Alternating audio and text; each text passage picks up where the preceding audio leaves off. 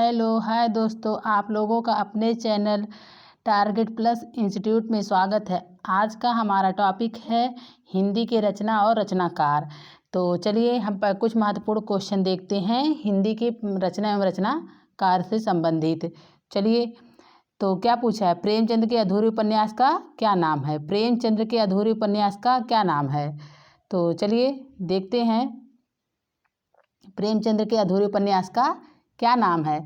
प्रेमचंद के अधूरे उपन्यास का मंगलसूत्र नाम है। क्या नाम है? मंगलसूत्र। क्या पूछा है? उपन्यास। मंगलसूत्र क्या है? उपन्यास है। तो ये अधूरी रह गई थी, तभी इनकी क्या हो गई थी? मृत्यु हो गई थी।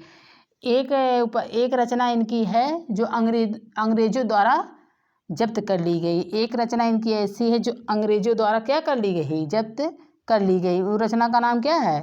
सोजे वतन। उस रचना का क्या नाम है? सोजे वतन।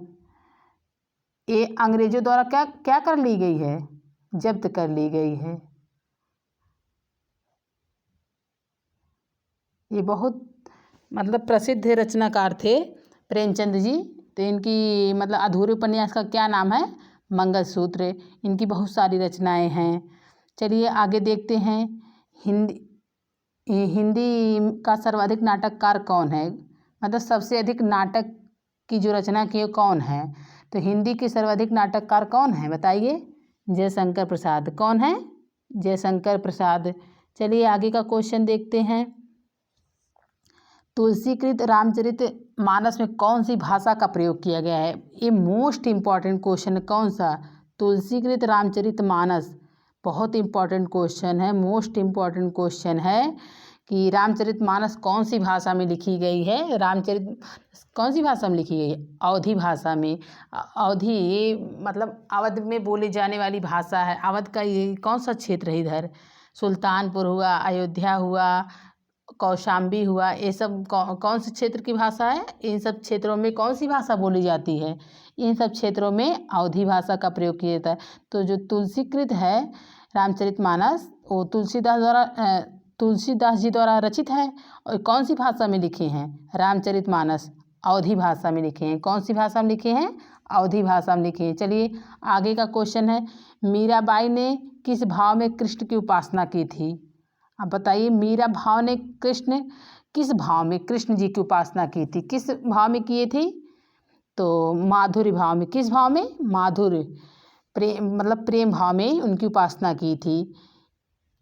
अब एक क्वेश्चन है आगे का, एकांकी के जन्मदाता कौन है? एकांकी के जन्मदाता कौन है? धर्मवीर भारती। रामचरितमानस का प्रधान रस क्या है? इसमें रामचरितमानस का पूछा क्या है? प्रधान रस क्या? कौन सा है? शांत रस है। कौन सा है? शांत रस है। रामचरितमानस का जो रस है वो शांत रस है। इसी प्रकार रामायण में कौन सा रस है? आप लोग बताइए, रामायण में कौन सा रस है? और महाभारत में कौन सा रस है? आप लोगों को ये नाम से क्या लग रहा है कि उसमें लड़ाई झगड़ा है, ये है, महाभारत उसका नाम है, तो उसमें कौन सा रस हो सकता है बताइए? उसमें भी शांत रस है। कौन सा रस है? शांत रस। सबसे पहले अपनी आत्मकथा हिंदी में किसके द्वारा लिखी गई थी? सबसे पहले अपनी आत्मकथा क्या कर रहा है? सबसे पहले अपनी आत्म जो कथा है कौन लिखे थे? डॉक्टर राजेंद्र प्रसाद। ठीक, आगे का क्वेश्चन देखते हैं। हिंदी कविता का पहला महाकाव्य कौन सा है? हिंदी कविता का पहला महाकाव्य पूछा है। हिंदी कविता का, वो भी कविता का महाकाव्य कौन है? तो कौन सा है? पृथ्वीराज रासो। किसके द्वारा लिखी गई है? चंद बरदाई द्वारा। किसके द्वारा? चंद बरदाई। पृथ्वीराज रासो जो है वो रचना है, और इसके रचनाकार कौन है? चंद बरदाई है। तो चंद बरदाई हैं। हिंदी के सर्वप्रथम प्रकाशित पत्र का क्या नाम है? क्या कह रहा है? हिंदी के सर्वप्रथम प्रकाशित पत्र का क्या नाम है? उदंड मार्तंड। कौन लिखा है? उदंड मार्तंड। क्या नाम है? उदंड मार्तंड। हिंदी के प्रथम प्रकाशित पत्र का नाम है? कौन लिखा है? जुगल किशोर। जुगल किशोर कहाँ के थे? कोलकाता के थे। कहाँ के? कोलकाता के। हिंदी साहित्य की प्रथम कहानी कौन सी है? क्या कह रहा है? कहानी कौन सी है? प्रथम कहानी कौन सी है हिंदी साहित्य की? ये प्रथम बहुत पूछता है पेपर में। प्रथम, लास्ट, सबसे प्रसिद्ध महाकवि और रचना, नाटककार, ये सब क्वेश्चन मतलब पेपर में 1-2 क्वेश्चन आता ही है, चाहे यूपी टेट हो, सुपर टेट हो, जिसमें भी रचना एवं रचनाकार है इससे संबंधित 1-2 क्वेश्चन पूछता है। तो हिंदी साहित्य की प्रथम कहानी कौन सी है पूछा है? कौन सी है? इंदुमती। चलिए आगे का क्वेश्चन देखते हैं। आंचलिक रचनाएं किससे संबंधित है? आंचलिक रचनाएं किससे संबंधित है? विशेष, क्षेत्र विशेष से। किससे? क्षेत्र विशेष से। चलिए आगे का क्वेश्चन देखते हैं। ये सब आप लोगों को रटना पड़ेगा। हिंदी गद्य का जन्मदाता किसे कहा जाता है? हिंदी गद्य का, इन्हीं के नाम पे भारत जो क्या है, कौन सी युग है? भारतेंदु युग है। कौन सी? भारतेंदु युग। तो इन्हीं के नाम पे पड़ा है, भारतेंदु हरिश्चंद्र के नाम पे। हिंदी गद्य का इनका जो जीवन काल था बहुत छोटा था, लेकिन बहुत अच्छी अच्छी रचनाएं की हैं। तो हिंदी गद्य का जन्मदाता किसे कहा जाता है? हिंदी गद्य का जन्मदाता किसे कहा जाता है? गद्य का जन्मदाता भारतेंदु हरिश्चंद्र जी को कहा जाता है। चलिए आगे का क्वेश्चन देखते हैं। कबीर किसके शिष्य थे? कबीर जो थे किसके शिष्य थे? बताइए। रामानंद के। किसके? रामानंद के। बिहारी ने क्या लिखे हैं? बिहारी क्या लिखे हैं वो बताइए। बिहारी क्या लिखे हैं? सिर्फ दोहे लिखे हैं।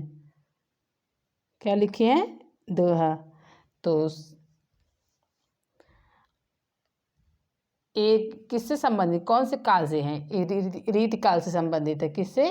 रीतिकाल। रीतिकाल 3 भागों में बटा है। कितने भागों में? 3 भागों में रीतिकाल। एक इनसे भारतेंदु युग, द्विवेदी युग, भारतेंदु युग, इन्हीं के नाम पे पड़ा क्या है? भारतेंदु हरिश्चंद्र के नाम पे क्या पड़ा है? भारतेंदु युग। द्विवेदी युग द्विवेदी जी के नाम पे पड़ा है। तो ये सबसे छायावादी कवि कौन कौन से हैं? जैसे जयशंकर प्रसाद, सुकुमार, सुमित्रानंद पंत, ये सब कौन से कवि हैं? छायावादी कवि हैं। आधुनिक काल का समय कब से कब माना जाता है? 1900 से अब तक का आधुनिक काल का समय कब से कब तक माना जाता है? 1900 से अब तक का, मतलब प्रेजेंट टाइम का। अब तक का क्या है? आधुनिक काल का समय माना जा रहा है। हिंदी का आदि कवि किसे कहा जाता है? क्या पूछा है? आदि कवि किसको कहा जाता है? स्वयंभू को कहा जाता है। चलिए आगे का क्वेश्चन देखते हैं। किस काल को स्वर्ण काल कहा जाता है? क्या कहा है? स्वर्ण काल।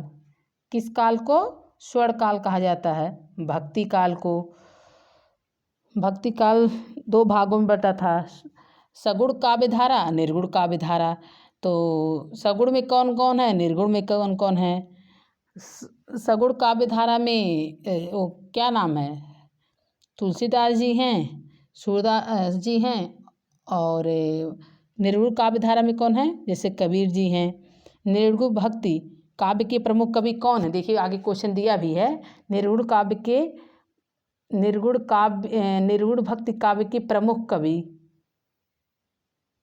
क्या पूछा है? प्रमुख कवि पूछा है। तो कौन है? कबीरदास। चलिए आगे का क्वेश्चन देखते हैं। किस युग को आधुनिक हिंदी कविता का सिंहद्वार कहा जाता है? देखिए आधुनिक हिंदी कविता का सिंहद्वार मोस्ट इम्पॉर्टेंट क्वेश्चन है। आधुनिक हिंदी कविता का सिंहद्वार किसे कहा जाता है? भारतेंदु युग को। किसे? भारतेंदु युग को। अन्वय में कौन सी संधि है? अन्वय में कौन सी संधि है? क्वेश्चन संधि का आ गया है। चलिए कोई बात नहीं है। अन्वय में कौन सी संधि है? गुण संधि है। कौन सी संधि है? गुण संधि है। चलिए आगे का क्वेश्चन देखते हैं।